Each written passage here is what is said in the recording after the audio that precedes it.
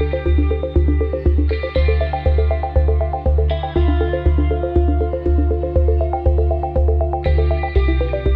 I was younger, I was probably about 20. I would say it was my first, I guess, adult relationship. I met a young man who was a few years older than me. He bought me flowers and candy, and he took me to eat at nice places, and we started dating. And he always wanted to be where I was. He would call or, always come by. And I thought, being a young person, wow, he really loves me. And as time went on, we ended up staying together and got engaged. But it came to a point where, I had to tell him everywhere I was going and who I was with. And if I was with somebody, oh, you're cheating on me. You want to be with that person. And being a young person, I thought that's what love was. I thought that's what a relationship was. And then it became a little more physical, where we would get in fights and he would start pushing me and, shoving me and, or dragging me into a room and I couldn't get out, or, it just progressed as time went on. I lived a whole bunch of states away from my family. And finally, my mom came to visit me, and I was like, I'm coming home. Don't leave me. I ended that relationship. But sometimes, as young people, we don't always know, especially if we grow up in a lifestyle that may be very similar, and we don't always know because we think that's love, and it's not, it's not love. Thank you for sharing that, Crystal. I think that brings up, a really good point when we're thinking about teens. A lot of times these are the first real relationships that they enter into because it is very real for them, but sometimes if we don't have a good reference point in what a healthy relationship looks like, if we're not seeing it at home, if we're not getting the education about the warning signs, it can lead down to the direction of an unhealthy relationship. It's important to, talk to our youth and talk to teens, the teens that are in your life, about, what a healthy relationship looks like, and what an unhealthy relationship looks like. Some of the warning signs, some of the things, how to, asking the questions, how is your relationship going?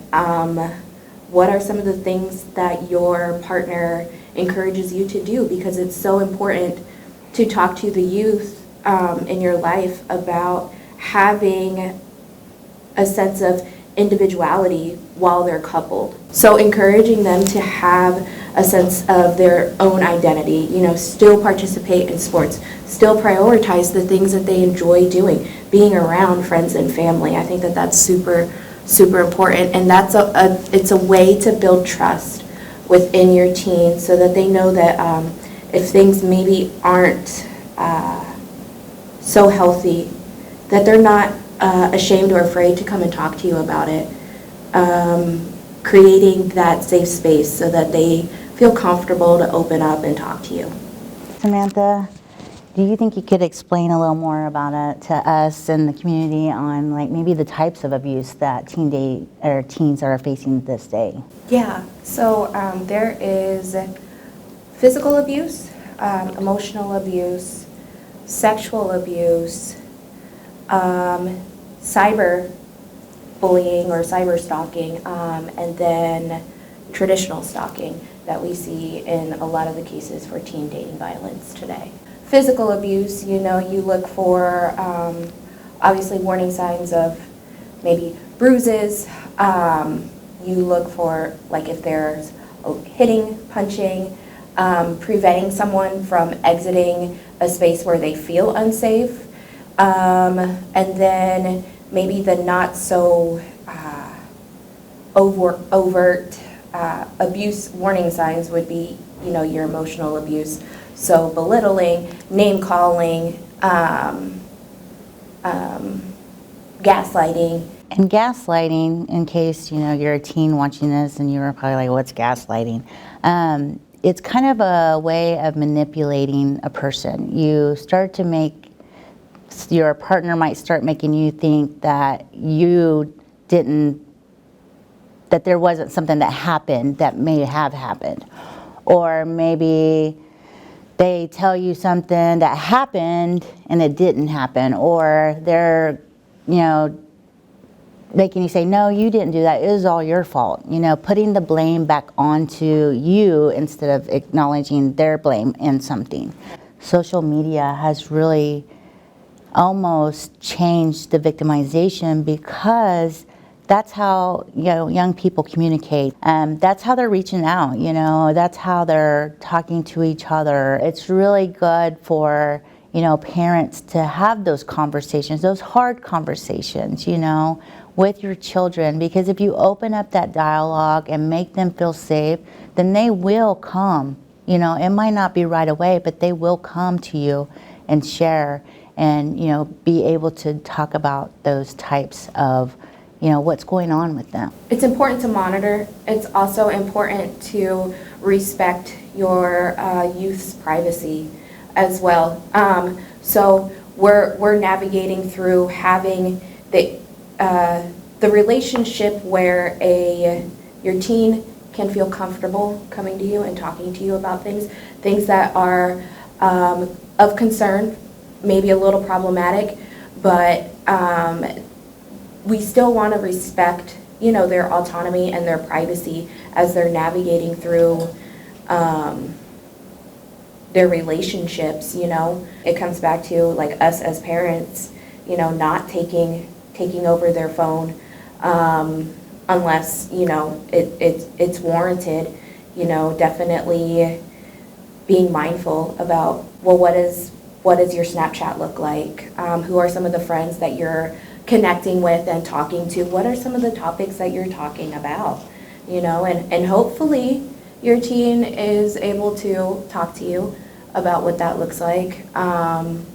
And you're able to have that relationship where they feel comfortable. In victim services, we kind of do what that person is. We meet that person where they're at. And so, if it's a safety thing, then we try to get, safety planning going, a process, and, if they don't want to involve their parents, it will depend on what age they are, and because there's certain types of things that we do have to report. But yeah, at the same time, keeping it private, so that way they can, we can provide services for them. But it can range from, counseling, and a safety plan, and if it's, to the extreme, we can do a protective order, and there's different processes, but we can walk them through that. There's just a lot we can, do with, somebody that comes in. During our conversations with potential victims, we use a tool created by Dr. Jacqueline Campbell called a danger assessment, or we also call it a lethality assessment. So I just kind of want to go into a little bit about what that is for your teens dating today. There's a list of questions on this form. Advocates use it, law enforcement, and some other agencies that if you ever come forth, they may ask you some questions. And some of these questions, the ones we would ask you, has the physical violence increased within a short amount of time or within the last year? Has it kind of went from shoving and now maybe he or she actually hit you? Is there a weapon used against you or threatened with you, like a knife or, a bat or something? Does he ever choke you? Now, on some lethalities, that might be come across as strangulation. They might say strangulation, but a lot of people will be like, what's strangulation? And so usually people just know that as choking. Choking is one of a very important question. We would really like you to be honest, because if someone has choked you to the point of even passing out, then that increases your danger level significantly. We also ask if he or she owns a gun. One that really is important is, have they ever threatened to take their life? Like maybe they've said, I'm going to kill myself if you don't come back. Then, of course, you love that person, so you're like, no, I don't want you to do that. But just keep in mind that that's when you really need to reach out for help to get them help and yourself. These are just some of the questions that can lead to a scary situation. But these are what is on the lethality and danger assessment. You can reach out to Wellness Connection Services by calling the number for Prairie Potawatomi Social Services. That number is 785-966-8331. And then ask to speak with someone in Wellness Connection Services. One of the Wellness Connection Services staff will talk to you and try to help support you and help you navigate through the types of services that you're needing, whether it be crisis services for a mental health crisis or substance misuse crisis, or referring to one of our other programs within the department, for example, Tribal Victim Services. Our hotline number is 1-866-966-0173. That is for emergencies. Get you connected to make sure you're safe, get you to a safe environment. We don't make decisions for you. We just give you options, of what we can help you with and what, you can do. And, that's a way to kind of help open that dialogue to see if you even want to have services. We are just here to help you be safe and, return home in a healthy way.